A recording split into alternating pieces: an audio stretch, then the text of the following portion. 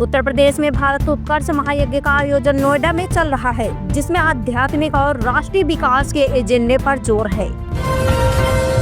UP defence industrial corridor पर निवेश जारी है, जिससे राज्य में रक्षा उत्पादन क्षेत्र को बढ़ावा मिलेगा। प्रयागराज में मेट्रो लाइट या मेट्रो प्रस्ताव परियोजना अभी भी योजना दौर में है। शहर में एक विकसित ट्रांजिट सिस्टम की उम्मीद है। आई लव मोहम्मद विरोध प्रदर्शन अभी भी उत्तर प्रदेश के कुछ हिस्सों में जारी है, जिससे सांप्रदायिक तनाव की आशंका बनी हुई है। सीएम योगी आदित्यनाथ ने मर्सिडीज कार से गमले चोरी की एक घटना का दिलचस्प किस्सा सुनाया और कहा कि टेक्नोलॉजी के साथ समाज के मूल्यों को भी बनाए रखना चाहिए।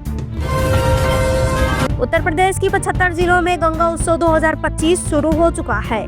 इस उत्सव का मकसद गंगा नदी की स्वच्छता, संस्कृति और नदी संरक्षण पर स्थानीय भागीदारी बढ़ाना है। यूपी में ठंड का असर दिखने लगा है। कई जिलों में न्यूनतम तापमान लगातार गिर रहा है। लखनऊ में रात का समय का तापमान 14 डिग्री सेल्सियस तक आ सकता है। कृषि विशेषज्ञ 17 नवंबर को लखनऊ में विकसित उत्तर प्रदेश 2047 विषय पर चर्चा के लिए जुटेंगे।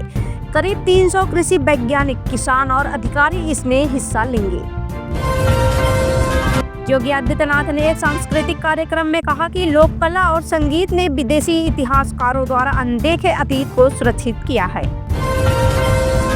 बरेली में भारतीय युवा सेना के हेलीकॉप्टर ने तकनीकी खराबी के कारण खेत में इमरजेंसी लैंडिंग की।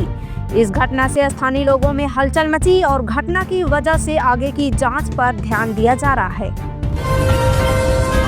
अलीगढ़ की एक 58 वर्षीय महिला को अपने नाम के मृत्यु प्रमाण पत्र के कारण लगभग 3 साल से बड़ी समस्या झेलनी पड़ रही है।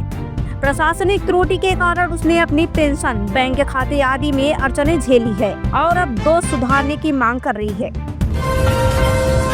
अखिलेश यादव ने कहा है कि हिंदुस्तानियत संकट में है और भारतीय जनता पार्टी सामाजिक परिवार विभाजन कर रही है। उन्होंने एक कॉन्क्लेव में यह बात कही और प्रस्तावित किया कि युवाओं के लिए समावेशी भारत की दिशा में कदम उठाना होगा। राज्य में सौर ऊर्जा निवेश का माहौल बन रहा है। Uttar Pradesh electric development authority यूपीईडीए द्वारा 60,000 करोड़ के सौर ऊर्जा मिशन की तैयारी की जा रही है। इस पहल का उद्देश्य बड़े पैमाने पर सौर पैनल और इंटरनेशनल करना है, जिससे रोजगार और आर्थिक विकास को बढ़ावा मिलेगा। मेरठ में उत्तर प्रदेश माध्यमिक शिक्षक संघ ने 25 नवंबर से शुरू होने वाले विधान परिषद चुनाव के लिए मतदान सुनिश्चित करने की तैयारियां तेज की है।